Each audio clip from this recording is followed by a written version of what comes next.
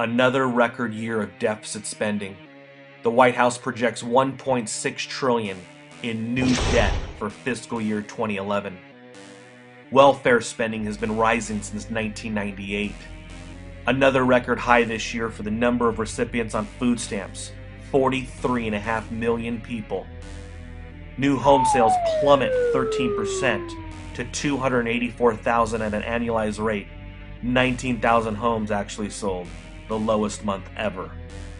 CNBC reports that by 2017, Social Security is expected to start paying out more than it collects in payroll taxes. Personal bankruptcies shot up 9% in 2010 compared to the previous year and are expected to rise again in 2011. The 1.5 million filings were a record high since federal bankruptcy law revisions took effect in 2005 that made it harder for debtors to benefit from declaring bankruptcy. States are also going bankrupt and have to take drastic measures to cut spending. Half of Detroit's schools are set to close and increase the class size of the remaining schools to 60 students per teacher. How did America get to this point? Let's start from the beginning. 1913, the U.S. Federal Reserve was created as well as a permanent income tax. 1917, U.S. enters World War I.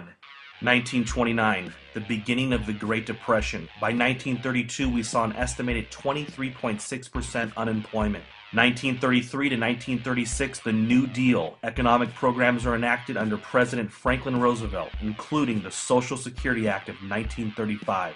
The U.S. remains in a depression up until 1941 when the U.S. enters World War II.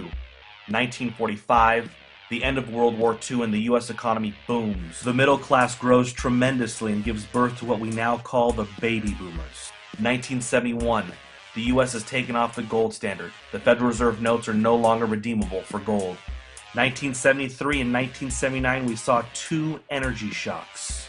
An early 1980s recession sees the unemployment rate peak during the end of 1982 at 10.8% according to the Bureau of Labor Statistics. Over this time period, the manufacturing share of non-farm employment has gone from 30% in 1950 to only 10% today.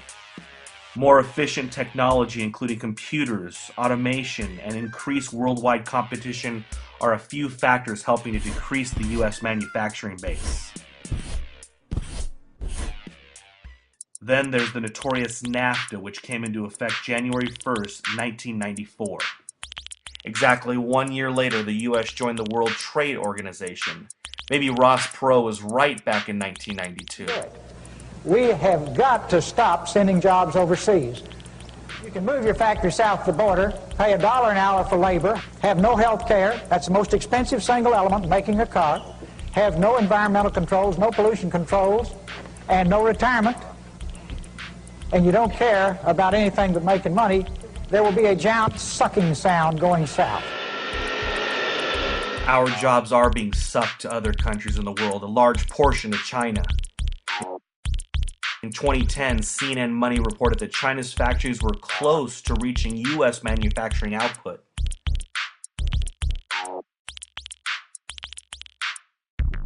The effect of these trade agreements, as well as the general trend, helped the welfare state to balloon and the middle class to shrink. Since 1975, practically all the gains in household income have gone to the top 20% of households. Huge corporations are getting richer while small and medium businesses are closing. Wall Street is booming while Main Street is suffering. Excessive business regulations have stopped many businesses, and the same token, jobs, from being created where they would have been. This video from the Institute for Justice puts it well. Just about everyone knows that government at every level is requiring more and more Americans to get a government-issued license before they can earn an honest living. In the 1950s, well, only about 1 in 20 Americans needed the government's blessing to do their job. Today, that number is more than 1 in 3, and government puts all kinds of requirements on would-be entrepreneurs, making it harder for these entrepreneurs to start and grow small businesses. We cannot keep increasing regulations, paying for health care, adding more taxes and fees, and still expect the U.S. to grow jobs when there are countries near and far with less regulations and costs, making great incentives for businesses to start there instead of here. America is on the brink of a collapse. can't handle it anymore. It is approaching the end of its time to fix it before it does collapse. Currently, in order to maintain the same unemployment rate in 2011, 150,000 jobs need to be created each month just to keep up with population growth. We need to stop government spending, stop wars of aggression costing us hundreds of billions a year, end the Federal Reserve and abolish the income tax, and reduce business regulations across all states and federally.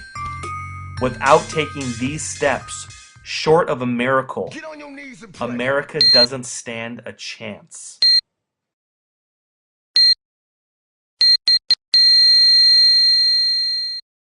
For more information on what you can do to protect yourself and investments against a reckless and out-of-control government, please visit cslfinancialgroup.net. Just released today at cslfinancialgroup.net, a free special report on the dollar, a must-read for everyone.